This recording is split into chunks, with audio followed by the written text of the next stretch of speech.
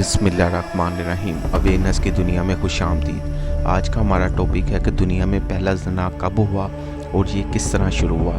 जब कबील ने हबील को कत्ल किया तो उसके बाद शैतान कबील के पास आया और उसने उसको डराया कि तुमने अपने भाई को मार दिया है तो अब तुम यहाँ से चले जाओ, ये ना हो कि तुम्हारा बाप तुम्हें मार दे। इस डर से कबील अपनी बहन को लेकर यमन की तरफ फरार हुआ। यमन में वहाँ उन्होंने एक गार में पनाह ली और बहुत जल्द और तेज़ी के साथ इनके कबीले में इजाफा होता रहा, आबादी बहुत तेज़ी से बढ़ती रही।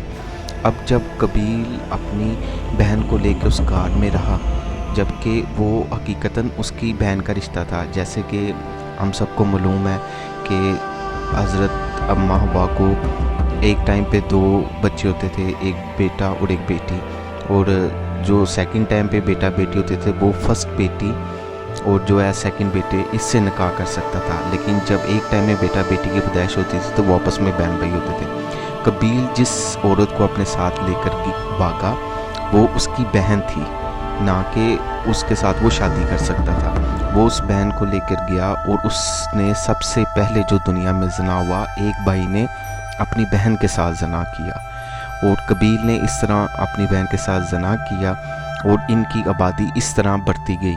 और इसके बाद हज़रत आदम अलैहिस्सलाम ने अल्लाह ताला से दुआ की कि अल्लाह मुझे नेक औलाद अता फरमा।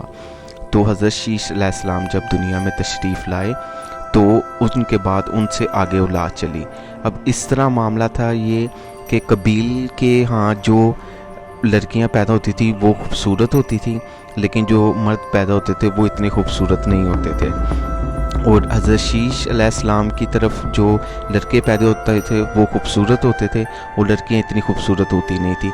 शैतान ने कबीले के अंदर एक ट्रेंड पैदा करवाया कि वो बरहाना इवेंट रखते थे और बिल्कुल नंगे होके नाचते थे और मौसीकी के साथ जो है ना निज़ाम चलाते थे। और एक वक्त ऐसा हुआ कि हज़रत शीश अलैहिस्सलाम की तरफ से जो मुसलमान था वो उस वादी की तरफ चला गया और जब उसने वहाँ खूबसूरत औरतें देखी तो वो अपने साथ वापस अपने जो दोस्तों तो जितने भी दोस्त थे उनको साथ लाया और उसके बाद आहिस्ता आहिस्ता हज़रत शीश अलैहिस्सलाम के कबीले में लोग कम होते गए और कबील के जो कबीले में लोग ज़्यादा होते रहे और उनमें इस तरह ज़ना का ट्रेंड पैदा होता गया। और इसी तरह ही वक्त गुजरने के साथ साथ जो है ज़ना की तारीख़ बढ़ती गई और आज जो है हम सब के सामने है कि दुनिया में मतलब मुख्तलिफ़ ममालिक हैं जिनके अंदर ज़ना की रेशो बहुत ज़्यादा जो है वो अरूज पे है।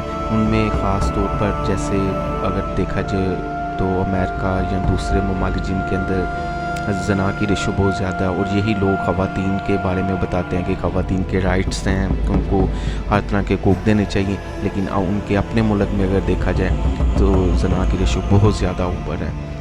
ये वो वाक़या है जिससे आगे ज़ना चलते आज हमारे सामने है और वक्त गुजरने के साथ साथ इसमें बहुत ज़्यादा इजाफा हो रहा है और कुछ हम लोगों जो है शादियों और निकाह के मामलात को मुश्किल कर दिया हुआ है, जिसकी वजह से जो है उसमें भी जो ज़ना की रेशो में काफ़ी इजाफा हुआ है मुस्लिम ममालिक में भी। और गोरों का तो वैसे कोई मज़हब नहीं और यहाँ उनके अपने मज़हब और अक़ीदे के हिसाब से वो जो राय रखते हैं वो उनका अपना नज़रिया है। अपनी राय कमेंट में ज़रूर पास कीजिएगा। इसके साथ ही हमें इजाज़त दें। अल्लाह हाफिज़।